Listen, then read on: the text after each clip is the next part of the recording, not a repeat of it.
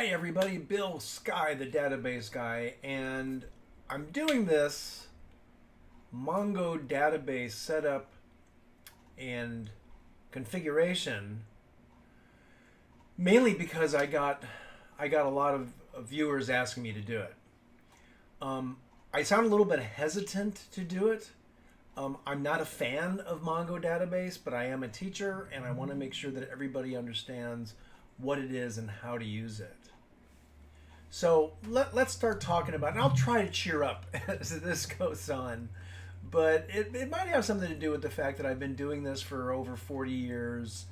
I just don't see a lot of structure to the Mongo database. Like, for instance, I like C and C++ better than Python because it's a strictly typed language. You just can't willy-nilly assign variables a value without first specifying what data type they are.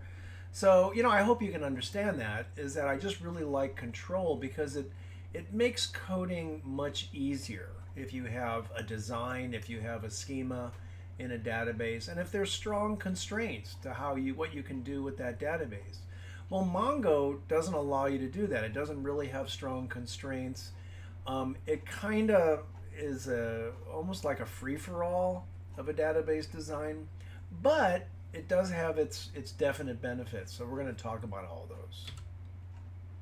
So Mongo is a document JavaScript object notation formatted database server, which allows for really high capacity data storage using the JavaScript object notation JSON format, which is not proprietary to anybody. And that's one of the biggest benefits of Mongo DB, is that the way that it stores data is non-proprietary. And what I mean by that is that Oracle doesn't own it, IBM doesn't own it, Microsoft doesn't own it. It's not even something like MySQL or PostgreSQL. It's really an open source type of a document format. However, I find it very difficult to learn. I find it very difficult to use, but that doesn't mean it's not good. It just means that it's really different. And you web and JavaScript developers out there know about this format already, and you know why it's gained so much popularity is because web apps and mobile apps and things like that are so popular. So the JSON format is pretty global out there.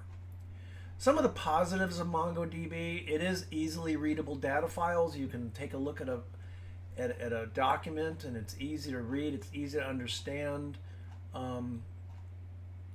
I don't want to, well, I said it's easy to understand. It is easy to read, but it does take some skill in understanding how to format a JSON document. It does have big storage capabilities. They tout that it's no SQL, which means you don't have to learn the SQL language. It's schemaless, which means you don't have to design the database before you actually start developing for it. And that's one of the things that I would really warn you. I don't consider it that a positive at all. You can just willy-nilly, and maybe we'll have time in this video to show you how this can be a problem. In fact, I want to make sure that I show you that. But schemaless means that it's not really designed. Now, people will come down on me and say, no, of course you design it. Well, yeah, that's true, but there's nothing holding you to that design. But we're in a relational database management system. A database administrator or database designer designs the database, and you as a programmer have to abide by it. And if your program doesn't do that, then the database system tells you there's a problem. Well, Mongo doesn't do that. There may be some things that are coming up in the future where it might, but then that'll eliminate this idea of schemaless. But that's one of the positives they tell you. And no complex joins. And what that means is that in relational database management systems, you have tables that are joined by a foreign key and a primary key to connect them. And the SQL queries can be rather complex, but the whole purpose of having multiple tables and having normal formed database designs is so you don't waste data space. Well, Mongo kind of assumes that you don't care about that. It kind of assumes that you don't mind replication of data. And in some circumstances, that's actually a benefit. So we'll see what that is as this video moves on.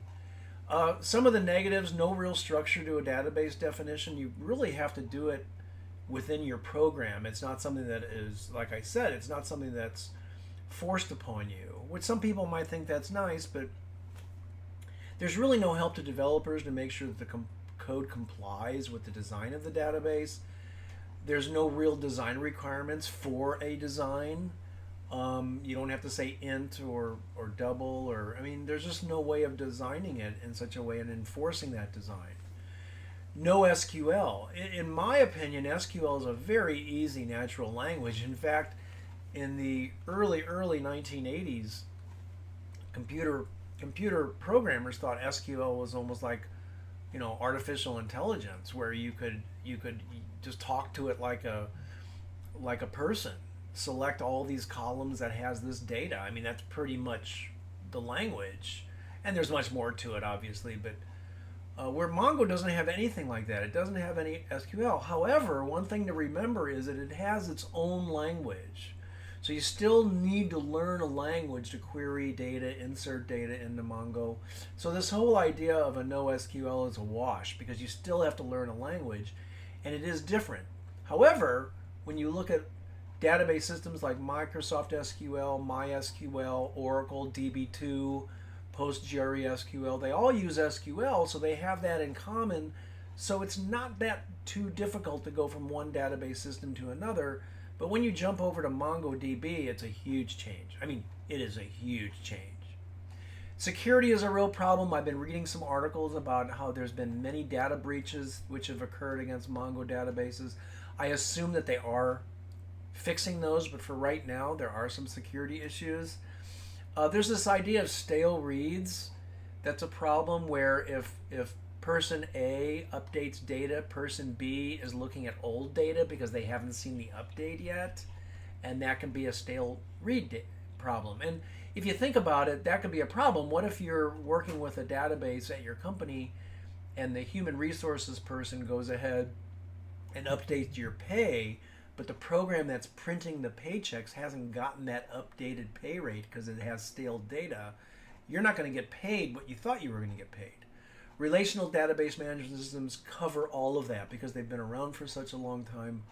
And if you're updating the pay, the paycheck program has to wait for that to be updated before it actually runs and prints the paychecks.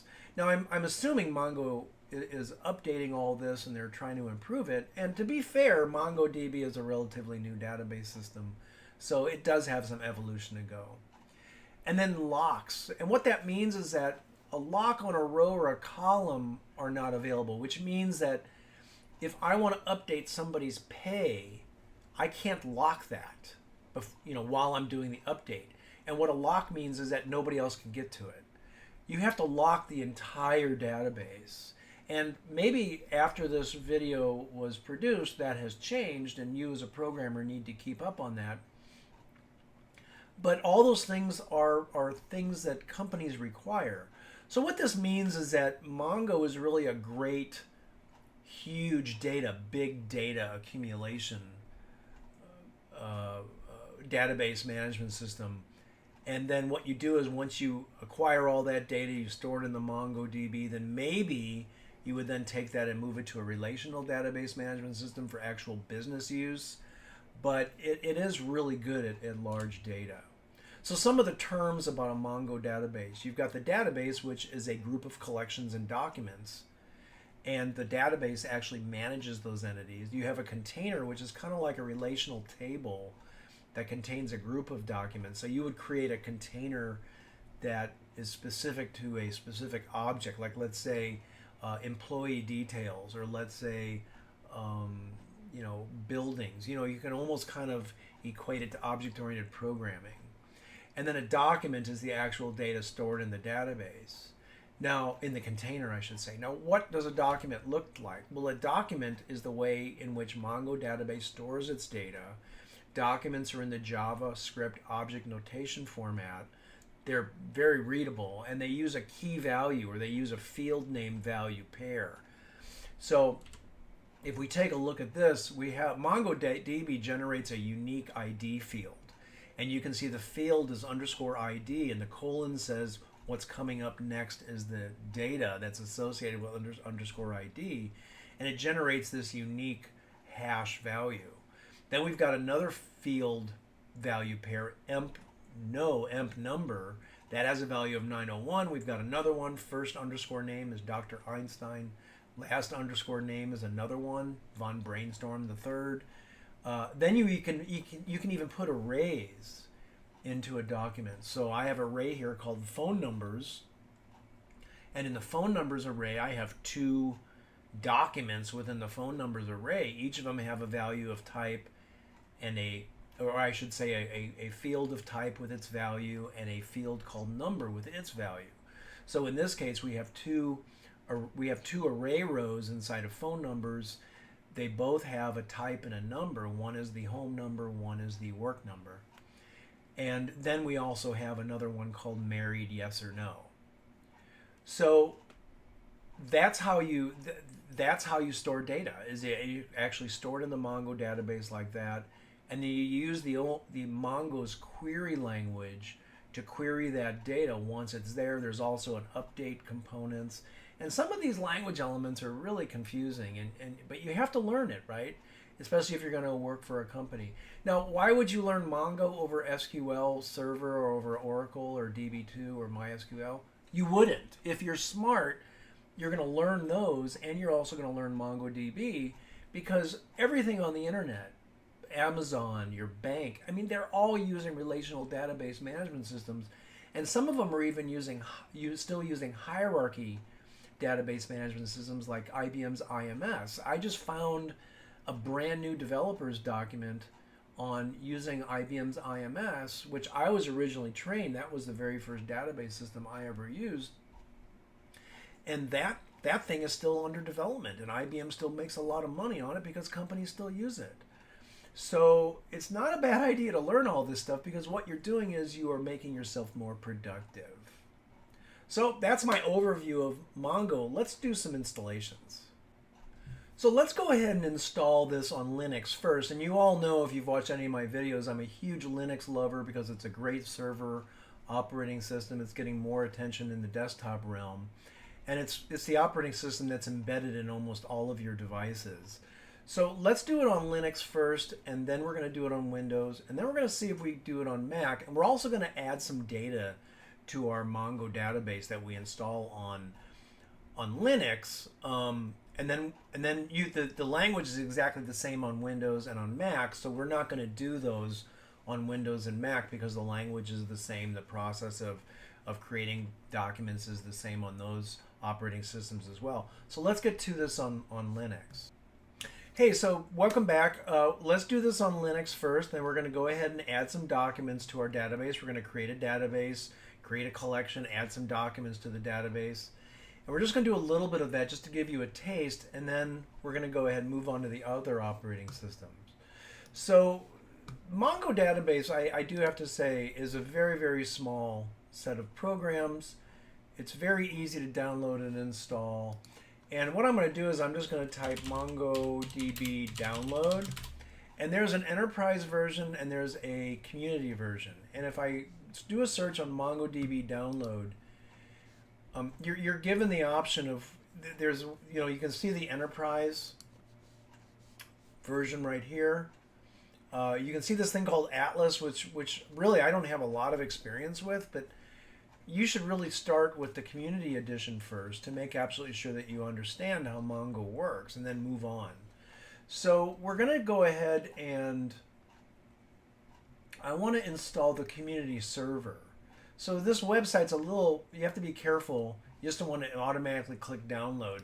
So you drop down and you click the Linux distribution that you want. Now I'm using Mint Linux 21, which is basically Ubuntu 2204 x64. Notice they also have ARM versions, so if you have a Raspberry Pi or something like that, it might work. I haven't tested on it, but it might work. So I'm going to download that one. I'm going to download the server, and notice how fast it downloaded. It really downloaded quickly. And then I'm going to come down here and I'm going to install a couple of other things.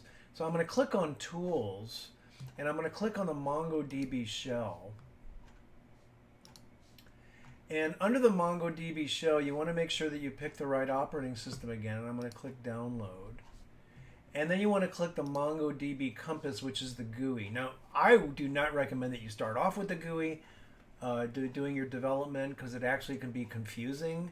So we're going to do the command line, and then we will use the GUI to see the data we put in. So I'm going to come down here, and it says I'm on Mac OS, but I'm not.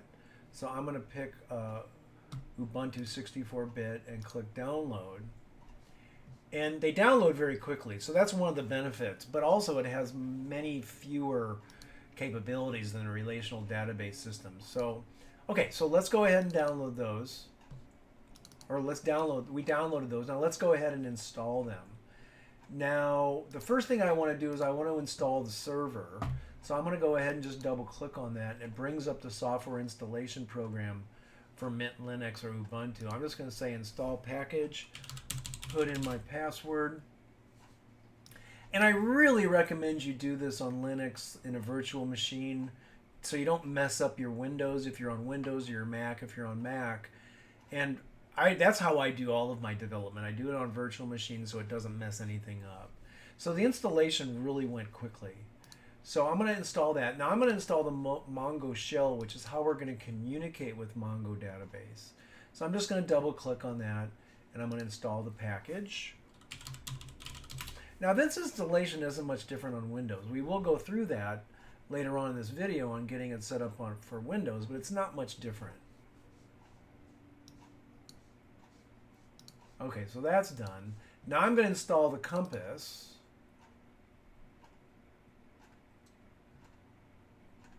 And Compass, again, is the GUI. I wouldn't recommend that you get started with that, but we will definitely use it in this video to take a look. And it needs to install some other things.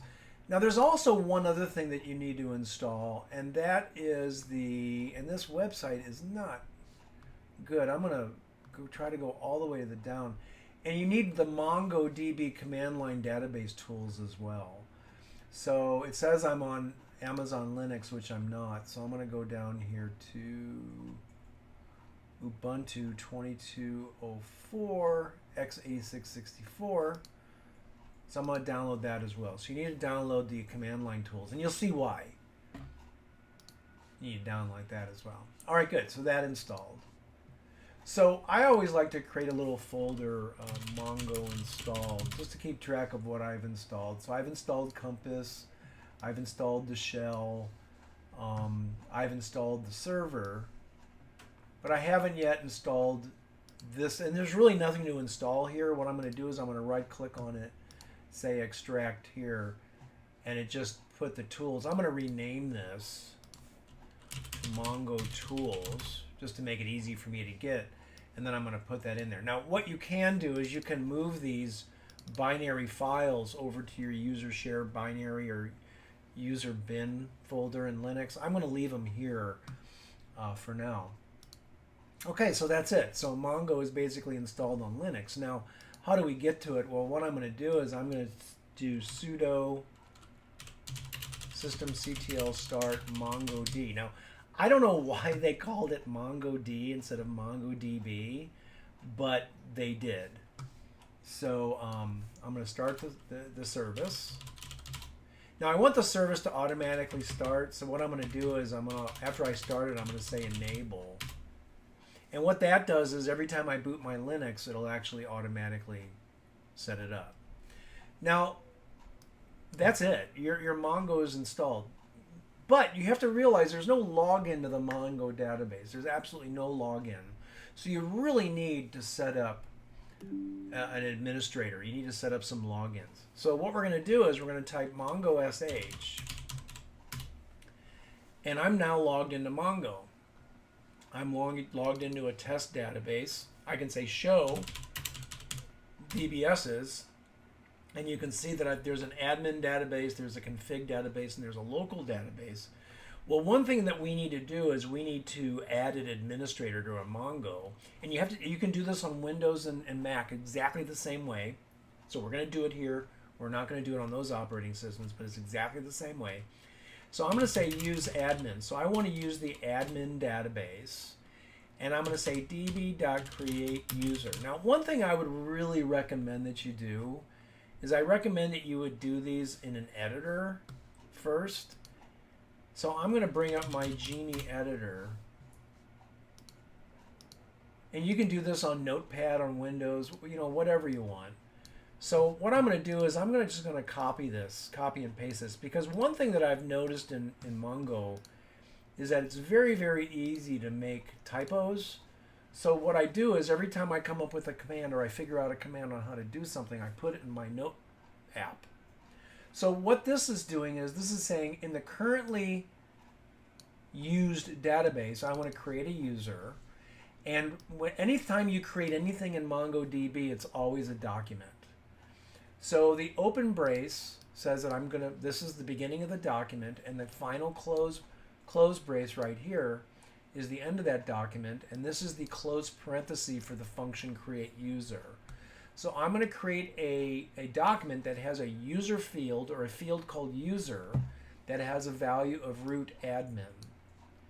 Then I'm going to create another field called pwd, which is password. It's going to have a value of the password. And I'm going to create an array. And how do I know that's an array? It's an array called roles, and there's a square bracket. So I'm going to create an array of documents called roles. And each document is going to have two fields in it. It's going to have the role field, which is user admin any database, which means the root admin can administrate any database. And the database is going to be the admin database. So it's going to be able to administer the admin database as well as any other database. I can read, write any database. I can be the admin on any database as well. So those are the roles for this user. Now I'm going to just right click on this and say copy. And I'm going to just paste it. And there is my command. Kind of neat, actually. And I'm going to press enter. So now I have a login into my Mongo as the administrator. So what I'm going to do is I'm going to exit out. And I'm going to do, now because I'm local, I'm just going to do the shorthand way. I'm going to say Mongo sh. And I'm going to say username root admin. Authentication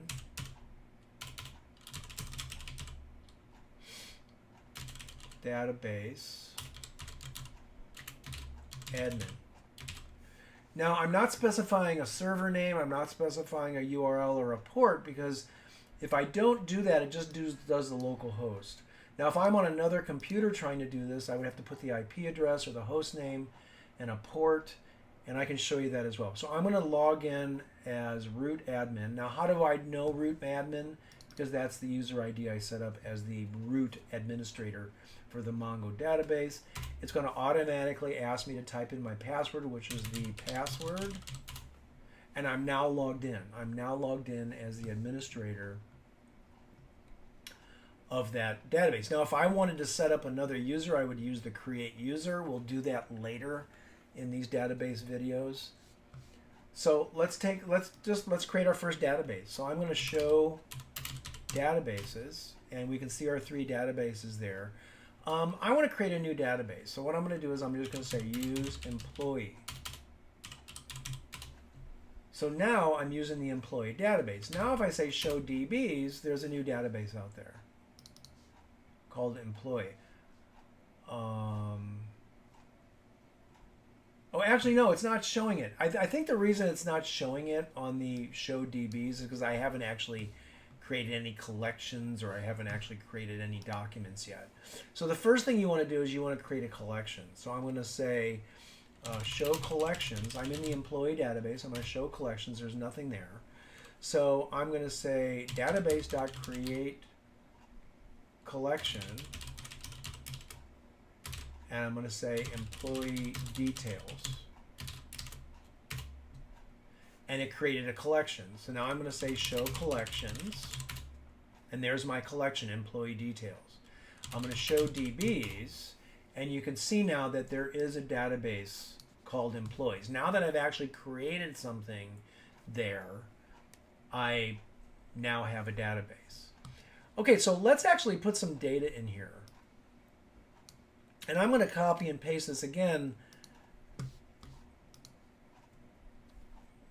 That's how I do it. I find a command, I copy and paste it. So I'm going to create a document here. Now, for some reason, this didn't work. What I want to do is I'm going to create a document by setting a variable in Mongo DB, and then I'm going to use that variable to insert the data. And you're going to see why I do this. So I'm going to put in here to insert equals, and I'm going to open brace it. That means that that's the beginning of my document. Now, I wonder, I press Control C to get out of that. I wonder if I do this a little bit different. Maybe I can paste it in there.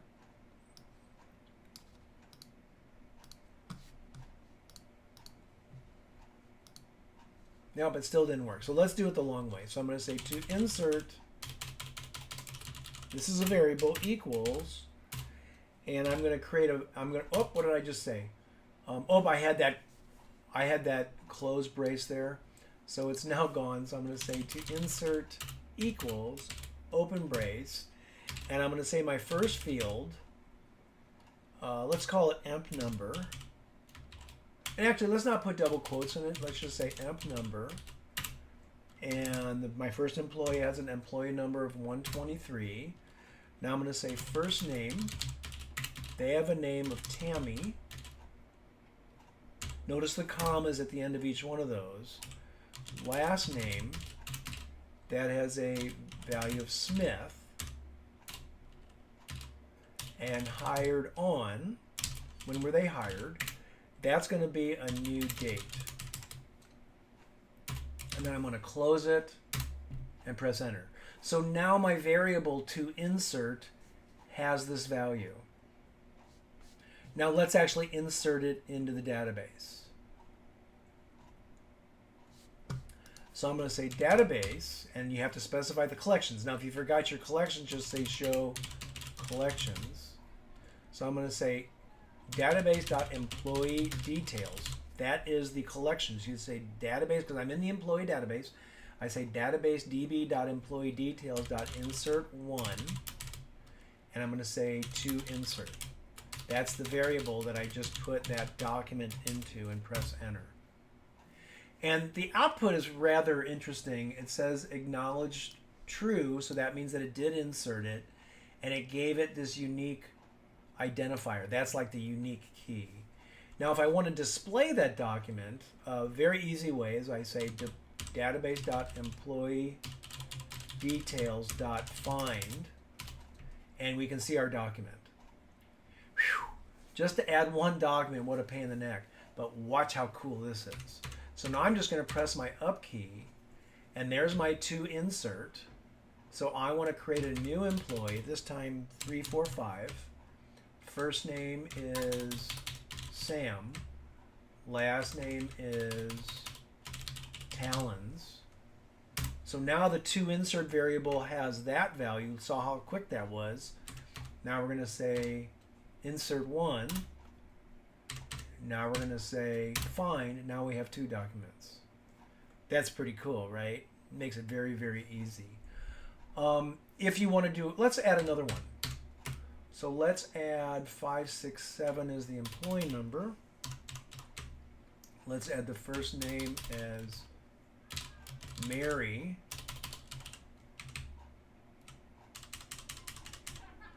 Walensky. Let's add them by inserting them. And now let's display. And now we have three. So we've just added some documents to the database. Now you can, or to the collection I should say. Now you can actually update those. We're going to talk about that later on. But let's do a quick little query. How can you query this data? Because right now what we've been doing is we've just been printing everything. Let's go in. I'm looking over here at my notes. I'm not going to deny that. I'm looking over here at my notes. And let's do a specific one.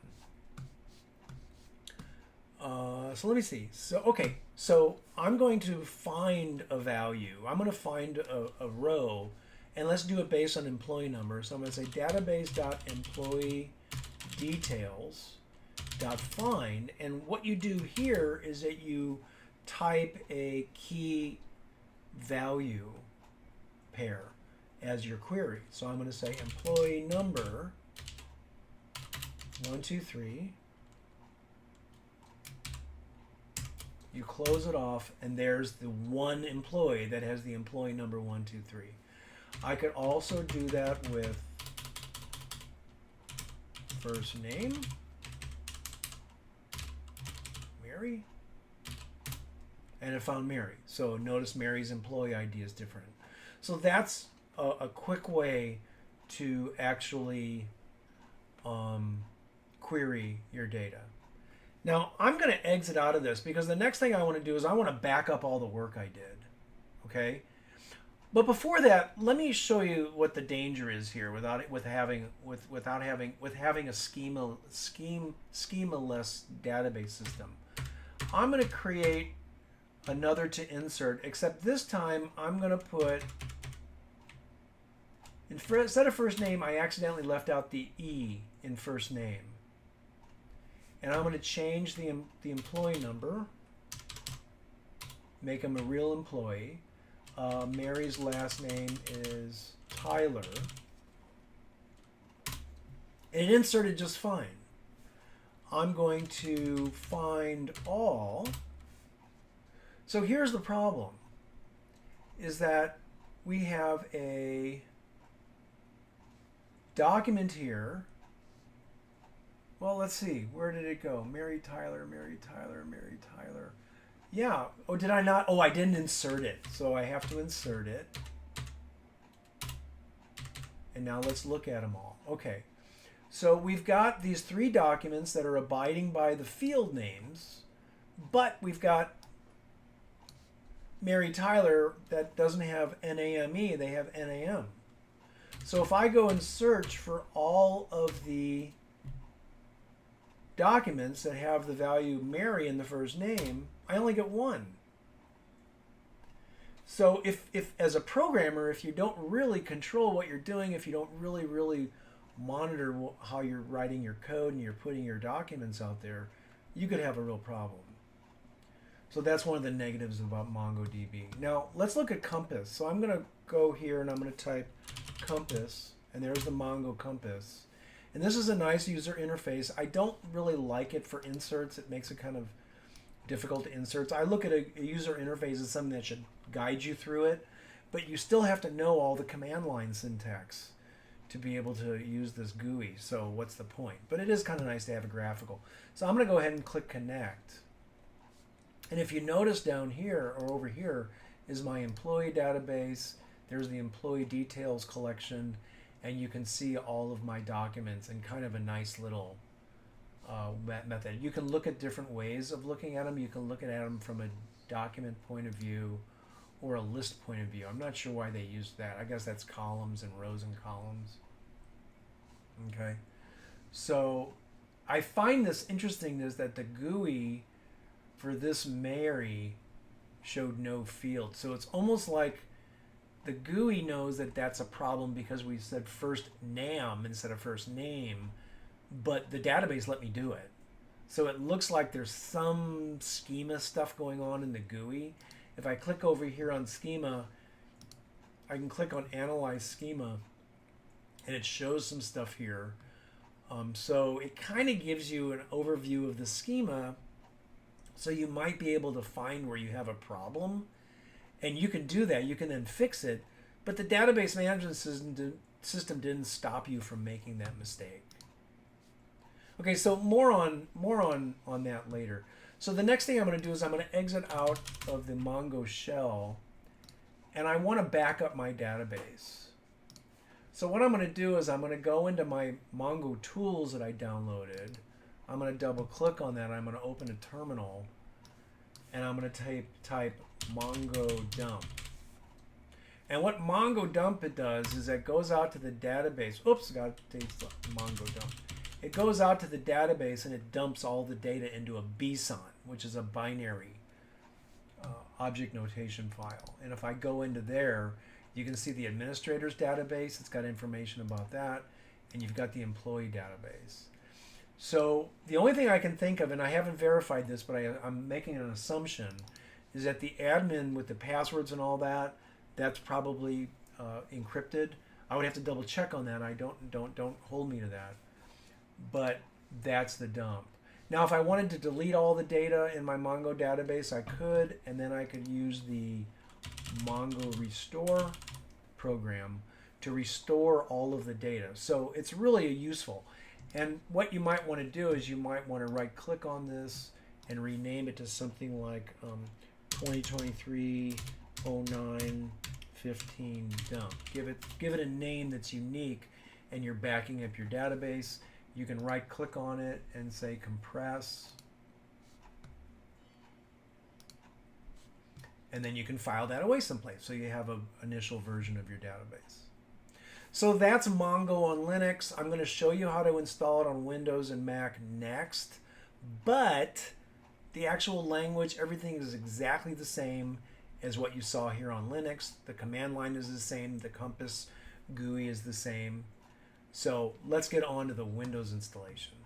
Hey everybody, so now we're going to take a look at installing Mongo DB on Windows, and then we're going to do it also on a Mac. I'm not going to do any language setup or anything like that. I'm not going to show you the demo of creating documents. Go back and take a look at the Linux version if you want to see how to do that to get started with documents, but it's exactly the same on Windows. So let's go ahead and do this. And the way I'm going to do it is I'm going to bring up my browser, and I'm just going to do a search for Mongo DB download.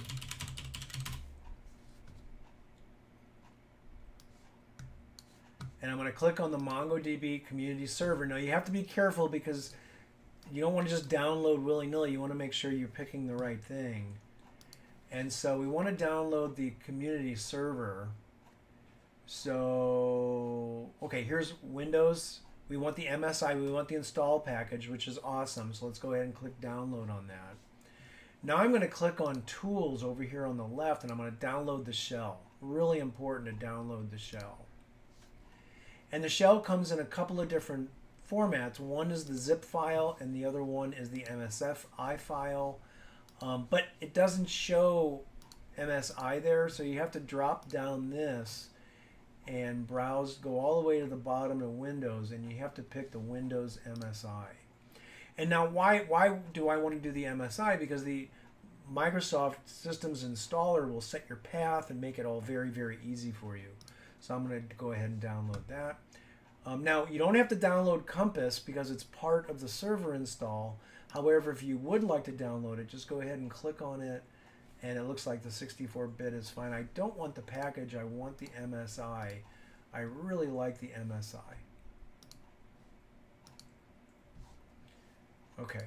And then the last thing that I want to download is, and I can't really scrolling over here on the left doesn't, I don't know what this website is doing. So what I want to do is I want to go down here to the command line tools. There we go. And x86-64, you only have a zip version of those. You do not have an MSI version. I don't believe you do. Yeah, there's only a zip version. So download the zip file. And they do download very quickly. So this process is almost identical on Linux and Mac. So, but anyway, so let's go ahead and install the server. So you want to install the server first. So I'm going to go to downloads, and I want to download the server. So I'm going to download this one right here. It doesn't really say server, but it's the Mongo DB. So I'm going to go ahead and download that. Now, if you want to right-click on it and download it as administrator, you can do that as well, or install it as administrator, you can do it as well. But it's going to ask you if you want it for everybody. Okay, so just go ahead and install it. Nice little GUI. Go ahead and leave complete selected, or just click complete. And you want to leave everything default. Don't mess with anything. You want to install it as a service, which means it'll start automatically. And down here it says install MongoDB Compass. Yep, leave that checked, and click next, and then click install. It might ask you to verify as administrator. Go ahead and just click OK. And then you can And when that install is finished, then we can go ahead and install the shell, and then we can install the tools. Okay, once the install is done, and I have to tell you, on this Windows 11, it took over 20 minutes for the install to occur. So I'm not sure what they're doing, but so I'm going to go ahead and finish. And what it did was it brought up Compass, so I'm just going to click on Start, and I'm going to close that. Okay, so that's the server, and the server should be up and running. In fact, if you want to see, you can go down to Search and type Services. And this will show the background processes going on. And I'm going to just scroll down to M, Mongo. And there's the Mongo service. It's running. So the server is up and running. So that's kind of nice. It set everything up. All right, so we also have to install the shell. So go ahead and double click on the shell. And this installation just takes moments. I'm going to uncheck Install Just for Me. And that way anybody can access it. And then click Finish. I don't have to do anything with the Compass because that's already been installed. So I'm going to go ahead and create a new folder. And I just do this to put stuff in that I'm done installing in there. Okay, and then the last thing I have to do is I have to extract this command line tools. So I'm just going to say, well, how do I want to do this? Let me see. So I'm just going to double click it. I'm going to drag it back to downloads. And it's just a zip file. I don't know why they didn't put it into the install. It doesn't make a lot of sense, but that's what they decided. One nice thing, I'd put the Mongo Compass right there.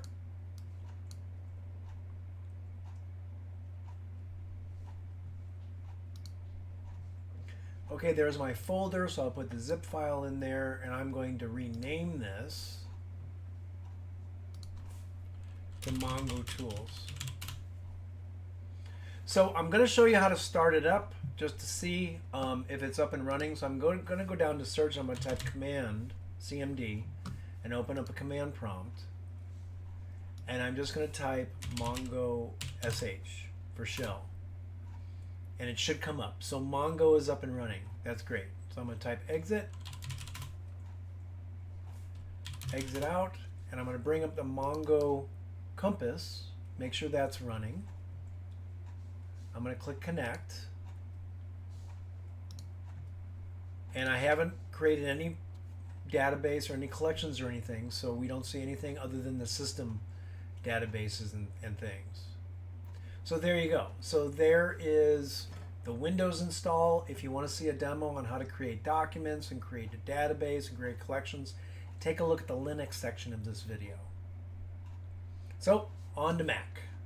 Okay everybody, so this is the last part of this video. We're going to go ahead and show you how to get Mongo DB installed on a Mac. Now there's a couple of ways to do this. You can go out to the Mongo DB website. You can download the files like we did for Linux and Windows. However, doing this is a pain in the neck. I mean, as an administrator, I would do it if it was an Apple server or if it was something I was going to deploy at a company. But it's just horrible for a beginning user. So what I'm going to do instead of that is I'm going to bring up my applications and I'm going to go to Utilities and I'm going to go to Terminal. And the way that we're going to do this is that we are going to use Homebrew. Now what Homebrew is it's kind of like a Linux APT or DNF where you can download things from the internet using the command line and install them very easily. I don't use it a whole lot because I like to know, I don't like third-party stuff on my Mac very much. But if I'm doing it in a VMware guest, which I am right now, I don't have a problem with it. So I'll go ahead and put these commands into the description of this video.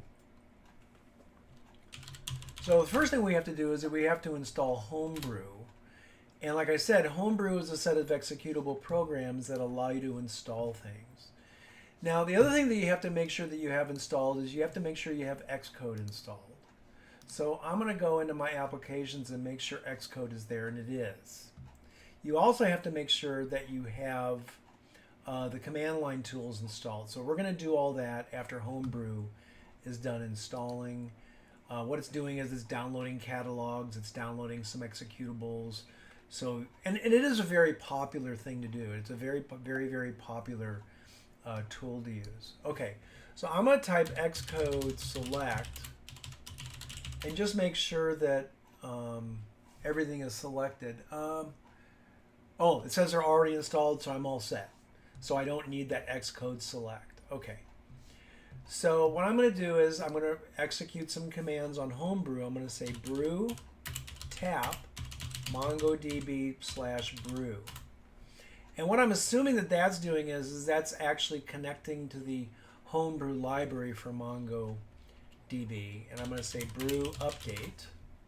Again, I'll put all these commands in the description. Okay.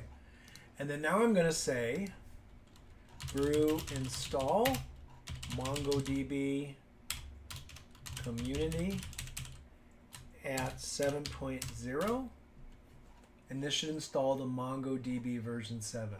I don't know if it's going to install the most recent one, which I believe is 7.1, but we can kind of watch this and see what it's installing. The benefit of doing it this way is that it's going to put all the files everywhere you need to make it work in your operating system. And it is quite a bit like Linux. Now, one thing that you can do while this is happening is I'm going to bring up my browser and I'm going to download it because I don't believe Brew will install Compass. But let's see, maybe I don't think it does. What this will install is let's see the list of things. It'll install the server. It'll install the MongoDB shell, which is awesome, but it does not install Compass. So what I'm going to do is I'm going to say download MongoDB Compass. That should take me directly to the MongoDB website. So I'm going to click on that.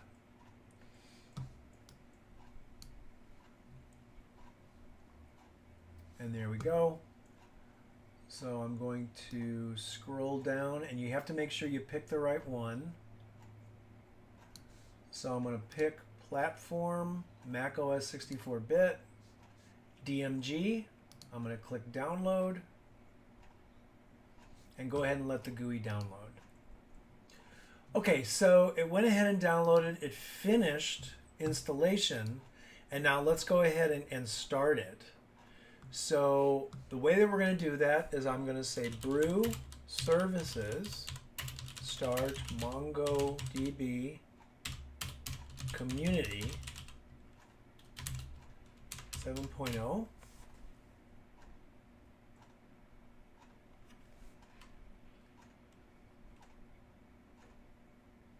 If I want to stop it, I could say stop, but we're not going to do that. So now I'm going to do the Mongo SH. So I'm going to say Mongo SH.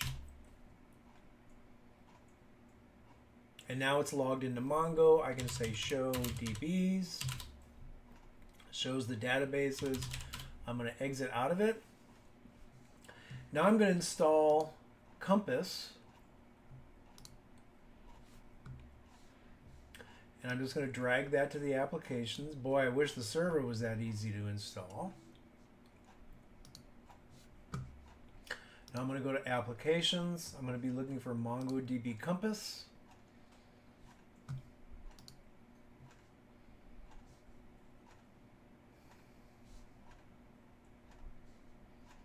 I'm going to say open it.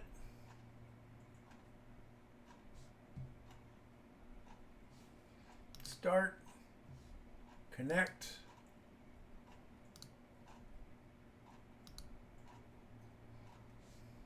And you should see your databases over here, which are really just admin config and local.